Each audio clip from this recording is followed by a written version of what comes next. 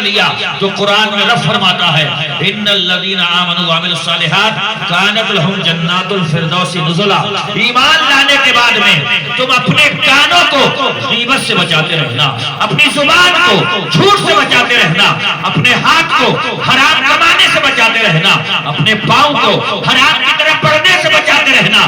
رب فرماتا ہے پوری دنیا مل کر کے تمہارے لیے وہ دسترخوان نہیں سجا سکتی ہے جو تمہاری مہمانی کے لیے دسترخوان میں نے جنت میں سجا کر کے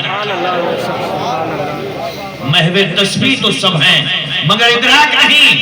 زندگی خود ہی عبادت ہے مگر ہوش. سرکار اعلیٰ حضرت کے ان شعروں پہ غور کیجئے.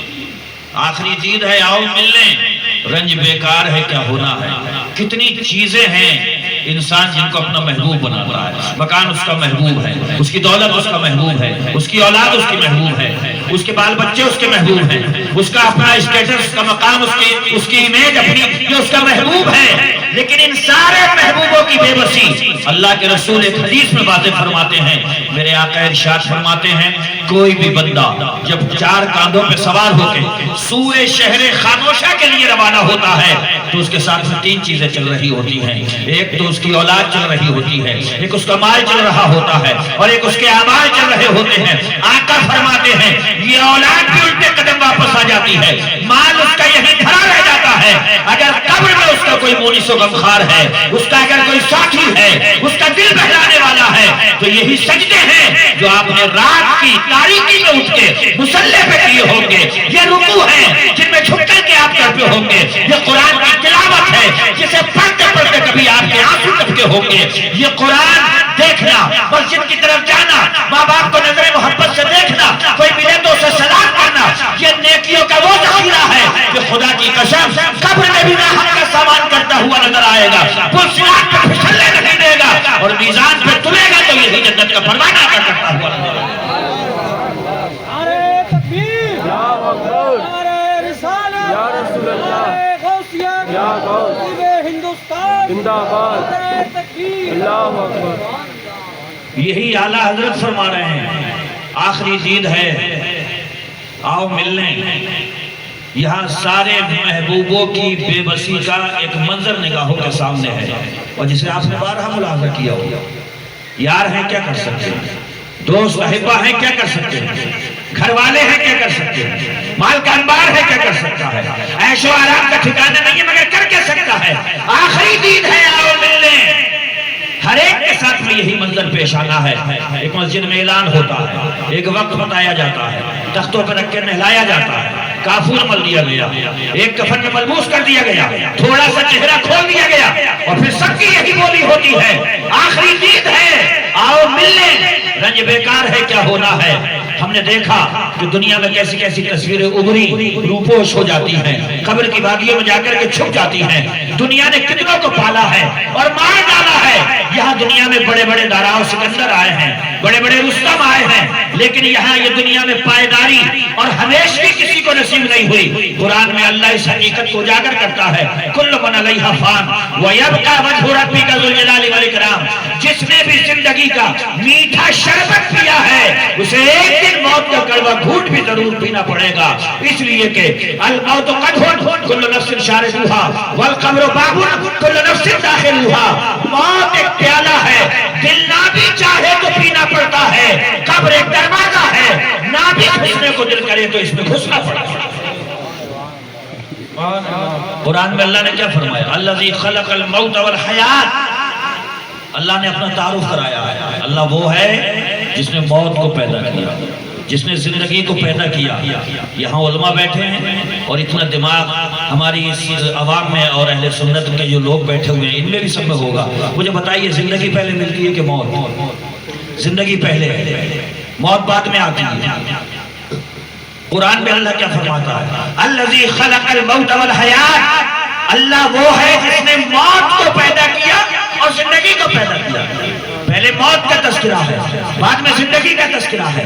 حالانکہ زندگی پہلے ملتی ہے، موت بعد میں ملتی ہے۔ مفسرین فرماتے ہیں اللہ نے قرآن کے اندر موت کا تذکرہ جو پہلے کیا ہے اس کی وجہ یہ ہے کہ انسان دنیا میں رہتے ہوئے گھر میں آرام بھی کرے، آسائش بھی استعمال کرتا رہے، نعمتوں کا استعمال کرتا رہے، دنیا میں اپنا مقام پیدا کرتے رہے، دنیا کی ضرورت کی چیزیں استعمال کرتا رہے، لیکن اس دنیا کے سفر میں سب سے زیادہ یاد رکھے جانے والی چیز مکان نہیں ہونا چاہیے، دکان نہیں ہونا چاہیے، کھلیان نہیں ہونا چاہیے، آل اولاد نہیں ہونا چاہیے۔ ایک انسان زندگی جیتے ہوئے سب سے زیادہ جس چیز کو یاد رکھے وہ اس کی اپنی موت ہونا چاہیے۔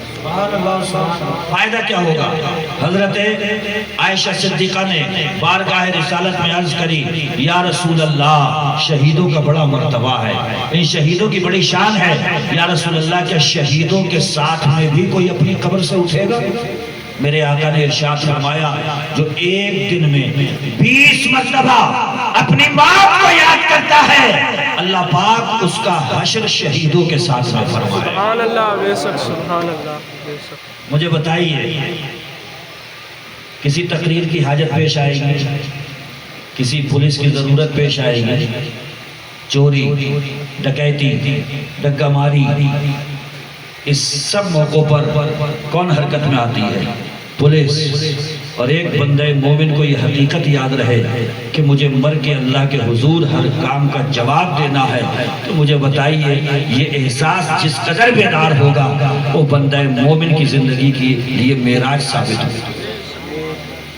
20 مرتبہ تو بھیا 5 مرتبہ میں تو 5 وقت کی نماز ادا ہو جائے گی۔ بولیے فجر کے وقت میں یاد کریے چھوٹ پائے گی، ظہر کے وقت میں یاد کریے چھوٹے گی، عصر کے وقت میں یاد کریے نہیں چھوٹ سکتی، مغرب کے وقت میں پھر یاد کریے مغرب نہیں چھوٹ سکتی، اور بستر پہ رات ہونے سے پہلے عشاء کے وقت میں پھر موت کو یاد کریے۔ تو میں سمجھتا ہوں بستر پہ نیند ہی نہیں آ سکتی جب تک آپ عشاء کی نماز سچے من کے ساتھ میں ادا نہیں کریں۔ تو جو 20 مرتبہ اس طریقے سے اپنی موت کو یاد کرے گا، یہ ہماری سوسائٹی کی ایک سوسائٹی کا بہت بڑا المیہ ہے کہ آج کی جنریشن اور جو نوجوان طبقہ ہے اس کے سامنے اگر گھر میں بھی موت کا تذکرہ کر دیا جائے تو وہ اس کو بڑے یعنی نہ چاہتے ہوئے اور اس سے بڑے ڈرتے ہوئے گزر جانا چاہتے ہیں۔ کیا آپ نے کیا باتیں چھیڑ دی؟ ایک عجب مستی کا موڈ تھا ہمارا، ہم کیا سوچ کے بیٹھے تھے اور آپ نے کون سا تذکرہ چھیڑ دیا ہے۔ اور حضور کے ارشاد فرما رہے ہیں اگر شہیدوں کے ساتھ میں حشر رکھنا چاہتے ہو تو 20 مرتبہ موت کو یاد کرو۔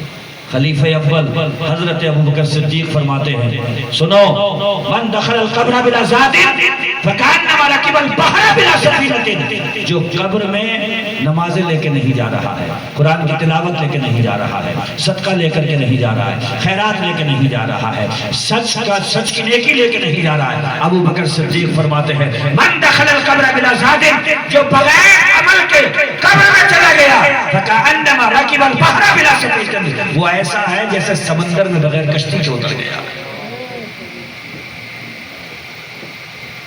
بغیر کشتی کے سمندر میں اتر جانے والا شخص میں سمجھتا ہوں اس کا انجام ڈوبنا ہے، اور بغیر نیک اعمال انجام دیے قبر میں پہنچ جانے والا شخص سوائے حسرت و افسوس کے اسے وہاں پہ کچھ نصیب نہیں ہو۔